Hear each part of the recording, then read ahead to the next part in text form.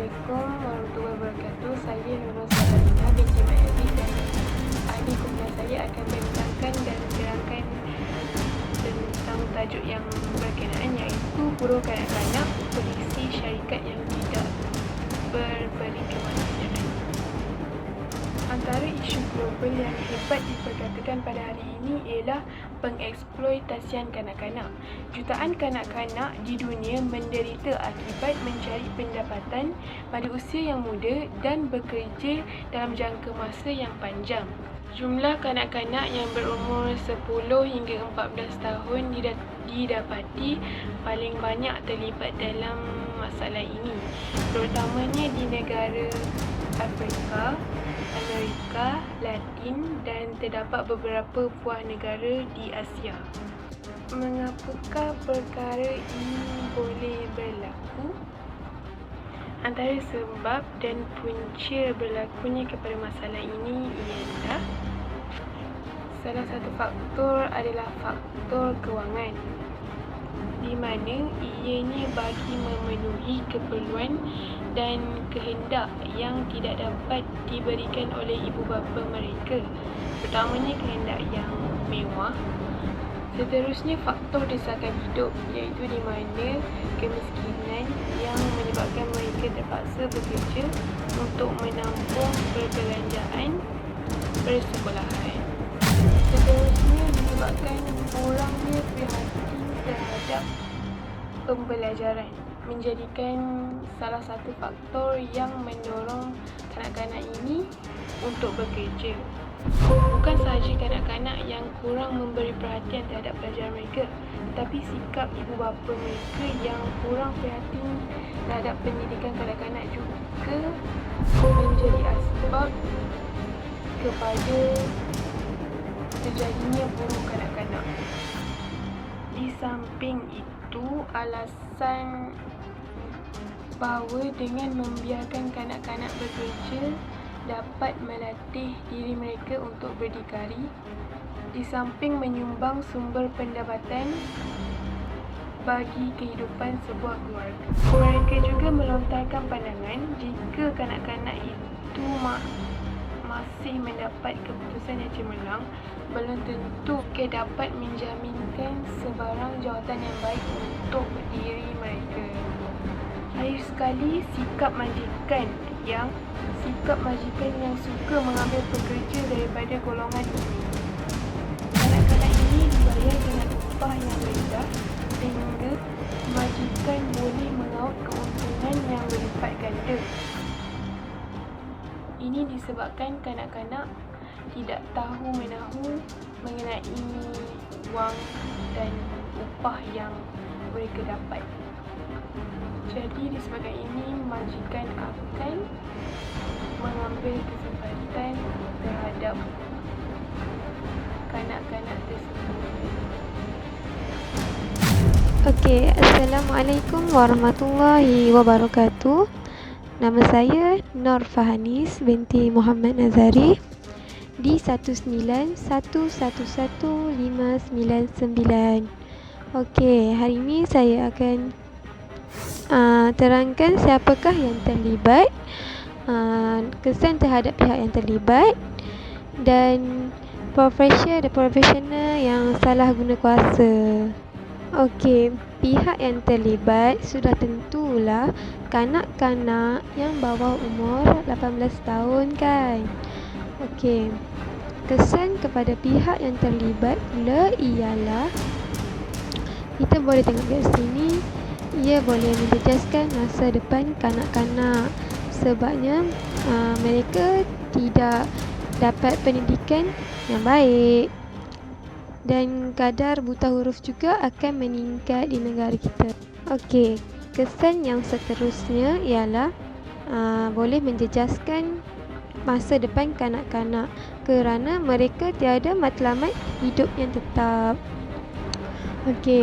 Selain itu, negara juga tidak akan dapat melahirkan pemimpin yang berkualiti dan mereka juga Perkembangan mental kanak-kanak juga akan terjejas kerana mereka lebih materialistik, cenderung untuk mengejar kebendaan. Lihat peranan Kastam dan Polis Diraja Malaysia (PDRM) hendaklah kerap melakukan rondaan di kawasan perairan dan sempadan supaya kemasukan buruh kanak-kanak berkurangan.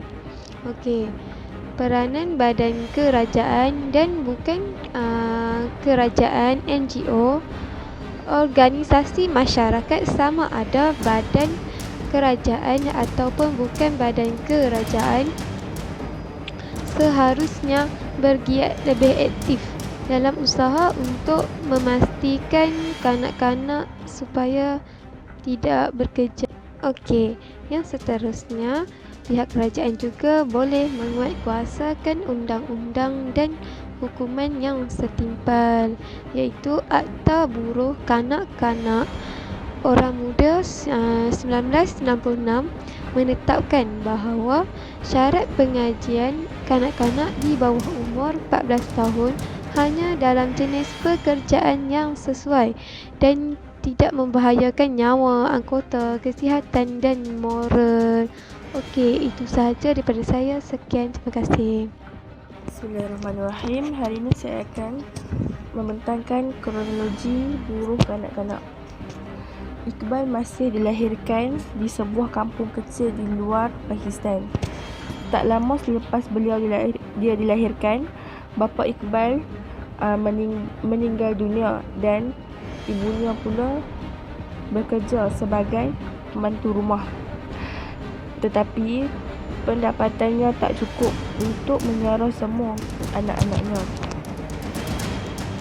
Iqbal yang masih kecil tidak memahami masalah keluarganya ketika ibunya keluar bekerja. Dia dijaga oleh kakak-kakaknya. Namun kehidupan Iqbal ni berubah secara drastik apabila dia mencecah usia 4 tahun. Pada tahun 1994, salah seorang abang Iqbal ingin mendirikan rumah tangga dan memerlukan wang untuk pembiayaan majlis perkahwinannya. Salah satu cara biasa keluarga miskin di Pakistan untuk memperolehi wang adalah dengan meminjam daripada majikan. Mereka ni akan membuat pertukaran pinjaman dengan bersetuju memberikan kanak-kanak sebagai buruh. Iqbal terpaksa bekerja dengannya sehingga hutang itu selesai. Jadi secara paksa Iqbal ni telah dijual sebagai buruh kasar oleh keluarganya. Semasa pembelajarannya, semua kos makan dan alat yang digunakan akan ditambah ke pinjaman asal.